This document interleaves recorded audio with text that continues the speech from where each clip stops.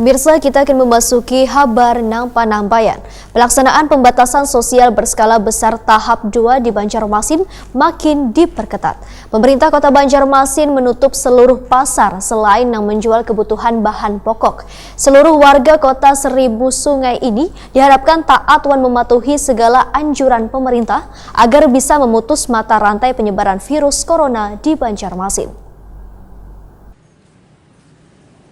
Pelaksanaan pembatasan sosial berskala besar atau PSBB tahap 2 di Banjarmasin makin diperketat. Pemerintah Kota Banjarmasin menutup seluruh pasar selain yang menjual kebutuhan bahan pokok. Dalam kebijakan Peraturan Wali Kota Banjarmasin Nomor 37 Tahun 2020 tentang pedoman PSBB, wan surat edaran tentang pelaksanaan PSBB, kada diperkenankan bagi penjual baju, kosmetik atau perlengkapan rumah tangga lainnya, termasuk penjual jasa atau tukang jahit atau lainnya di Pasar Nang, boleh beroperasi mulai Selasa 12 Mei 2020 hingga berakhirnya masa PSBB di Banjarmasin tanggal 21 Mei 2020. Demikian dipadahkan Wali Kota Banjarmasin Ibnu Sina, Waitakwani Prima TV jelang tengah hari Senin 11 Mei 2020.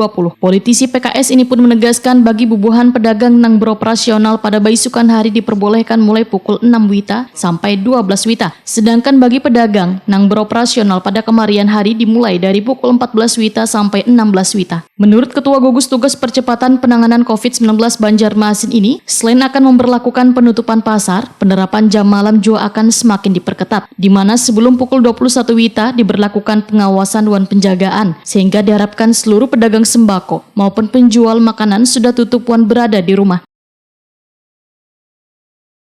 Ya, hari ini kami tanda tangani dan termasuk selebarannya juga surat edaran untuk disosialisasikan dulu supaya masyarakat, warga dan juga pemilik para pedagang itu tidak terkejut. Mudah-mudahan bisa diindahkan. Saya minta tolong 10 hari ini aja. Mudah-mudahan ditaati semua sampai dengan akhir pelaksanaan tanggal 21 Mei.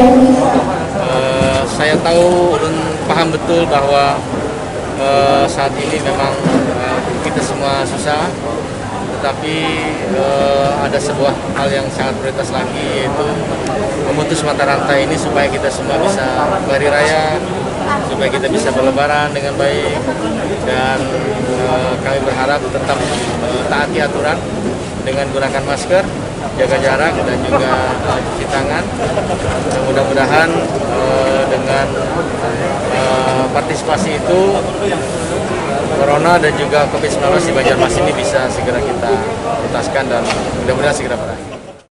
Ibnu Sina berharap seluruh warga kota Seribu Sungai ini taat dan mematuhi segala anjuran pemerintah selama masa PSBB tahap 2 ini agar bisa memutus mata rantai penyebaran virus corona di Banjarmasin.